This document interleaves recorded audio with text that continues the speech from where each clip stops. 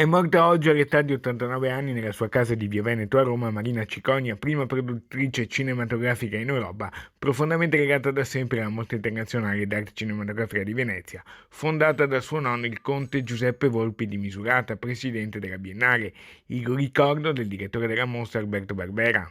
Ha dedicato tutta la sua vita al cinema, per il quale provava un affetto, una passione infinita che le hanno consentito di realizzare delle cose straordinarie. È stata la prima donna, la prima produttrice, non solo del cinema italiano, ma di tutto il cinema europeo. Appena un anno fa, il 9 luglio del 2022, Marina Cicconi era intervenuta accolta con grande calore del pubblico alla giornata celebrativa per i 90 anni della Mostra del Cinema di Venezia. Poi, nel settembre dello stesso anno, aveva accompagnato al Lido la versione restaurata di Teorema di Pierpaolo Pasolini da lei prodotto, che nel 1968 aveva vinto la Coppa Volpi. Vinse la Palma d'Oro, vinse numerosi premi a Venezia, vinse l'Oscar con Indagine su un cittadino al di sopra di ogni sospetto di Elio Petri.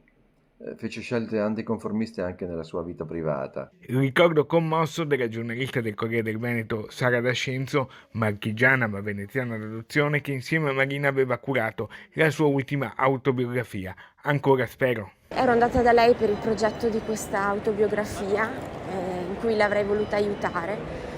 Avrebbe potuto scegliere tanti altri giornalisti, ma si è fidata per istinto di raccontarmi la sua vita. E da lì è cominciata un'avventura che è durata appunto fino a oggi, fatta di confidenze e di lucidità, perché Marina aveva ben chiaro che cosa volesse raccontare e come lo volesse raccontare,